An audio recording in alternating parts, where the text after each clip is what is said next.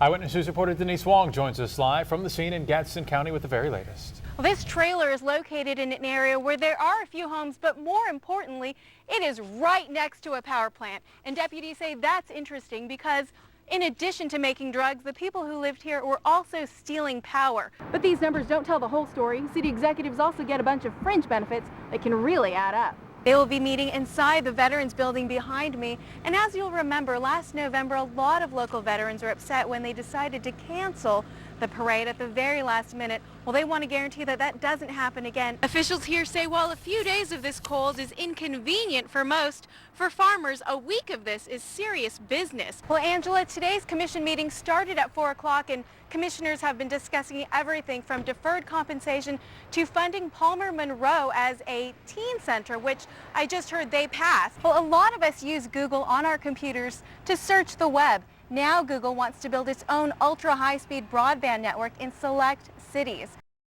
I thought he'd come in here to kill me. Bradley Harville got the shock of his life Sunday night when a man dressed all in black knocked on his door.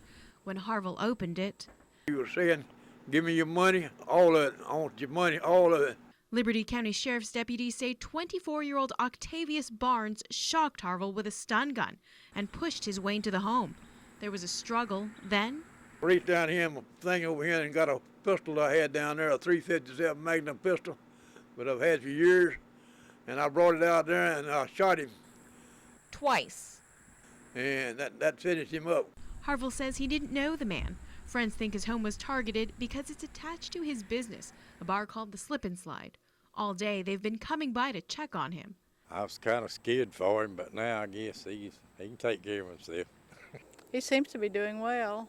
Well, I think they underestimated Bradley. He's still going strong. You got to be tough to live in this world, that's for sure. As if to prove it, 20 hours after the ordeal, the World War II vet opened his bar back up for business. Denise Wong, WCTV Eyewitness News, Liberty County. An FSU student is recovering in Tallahassee after getting stabbed over the weekend.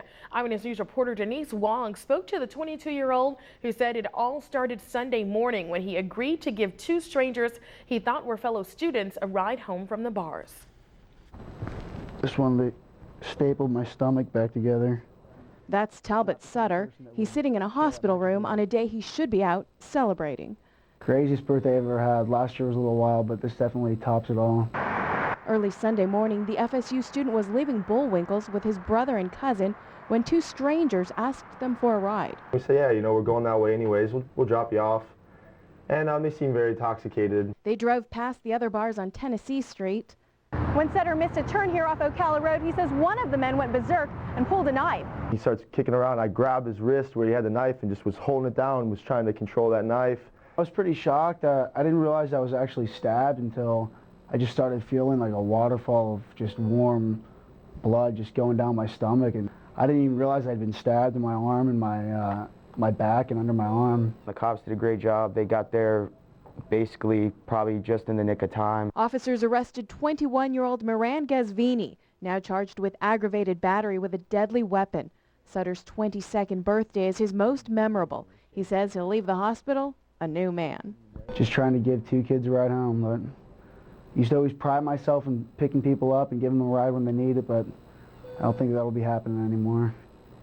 Well, it's something a lot of people don't discuss openly, how much they make. But when it comes to the people who are running your city, you have the right to know. Eyewitness News reporter Denise Wong takes a closer look at what city leaders in Tallahassee really earn.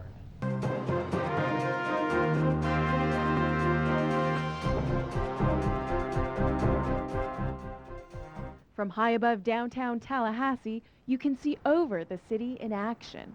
These are the officials appointed to serve as our city leaders here in Tallahassee. Our tax dollars go to their salaries. So we wanted to know, are they being paid what you would consider public sector salaries? You be the judge. Eyewitness News found out all city managers and appointed officials make at least $100,000 a year.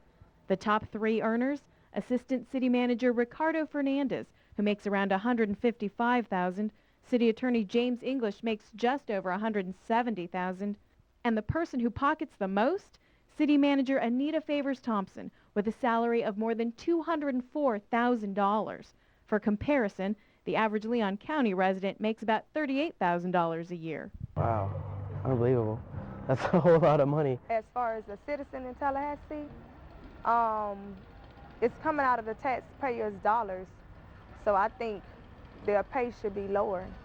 I mean, it's all right with me. It don't bother me. The management of a city is just like the management of a major company. You need people at the top that are the best. And in order to attract those people, you need to compensate them appropriately. I believe in good management. I believe in paying for good management. But these numbers don't tell the whole story. City executives also get a bunch of fringe benefits that can really add up. And we did the math. Cash supplements that can reach up to $6,400 annually. Car allowances, designated parking, and paid time off that can accumulate to up to 43 days a year. For Tallahassee's highest paid executive, taxpayers end up paying, with benefits, just shy of $1,000 a day for every day the city manager is at work. The city says that's the going rate. I would say that you would need to look at comparable communities to really establish a base as to how much is the right amount for city managers and city attorneys to be paid.